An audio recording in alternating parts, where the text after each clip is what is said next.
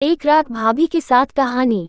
Best Hindi love story. आज मैं एक ऐसी घटना का उल्लेख करने जा रहा हूं जिसे आप सब जरूर जानना चाहेंगे, जिसका शीर्षक है एक रात भाभी के साथ। ये किस्सा उस समय का है जब मैं कॉलेज में था।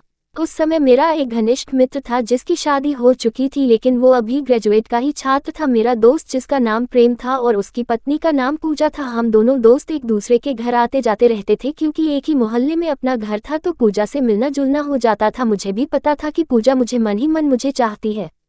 मेरा दोस्त का जन्मदिन था तो उसने आसपास के लोगों के साथ मुझे भी अपने जन्मदिन पर बुलाया था। मैं भी गया, वहां देखा तो सभी लोग आए हैं और मेरा ही इंतजार हो रहा था। मुझे देखते ही प्रेम की पत्नी पूजा मेरे पास आई। उसे देखकर मुझे पहचानना भी मुश्किल हो गया, उस दिन इतना सजी हुई थी। भाभी की कहानी उसके वक्ष मानो बाहर निकलने को बेताब है। मेरा भी मन विचलित हो उठा। अब समय हो चुका था केक काटने का, तो सभी मिलकर केक काटे और पार्टी भी हुई। देवर और भाभी की कहानी। सभी लोगों ने जमकर मद्य पदार्थ पिया, लेकिन मैं अपने लिमिट से बाहर नहीं हुआ। प्रेम को तो इतना सभी लोगों ने पिलाया कि उसे होश ही नहीं हुआ। सभी लोग अब अपने अपने घर जा रहे थे। मैं भी प्रेम को उसके बिस्तर पर लेटाकर घर जा रहा था कि तभी पूजा आकर मुझे पीछे से लिपट जाती है और घर जाने से रोक ली।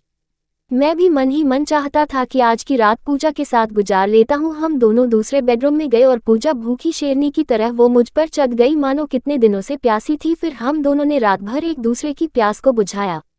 सुबह मैं जल्दी अपने घर चल गया ताकि प्रेम को इसकी खबर न लगे। उधर जब प्रेम सुबह उठा तो वो ये सोचकर परेशान था कि कल के दिन अपने पत्नी को समय नहीं दे पाया। ये सोचकर वो पागल हो रहा था। तभी उसके मन में पत्नी को बाहर ले जाएं। उसने पूजा को बताया, आज हम बाहर चले गए। तो पूजा बहुत खुश हो जाती है और वहां भी मैं पहुंच गया और प्रेम और पूजा से मिला। फिर इधर उधर की बातें हुई और हम सब घर आ गए।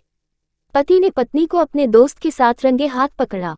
अब मेरी और पूजा की हर समय फोन पर बातें होने लगी, प्यार बढ़ने लगा। प्रेम जब घर पर नहीं रहता था मैं उसके घर चले जाता और हम दोनों मजे करते। अब पूजा मेरे बिना रह ही नहीं पाती, तो प्रेम के सामने भी कभी चाय कभी डिनर पर बुलाया करती थी। अब धीरे धीरे प्रेम को शक हो गया कि कहीं पूजा और मैं कुछ गलत तो नहीं कर रहा है।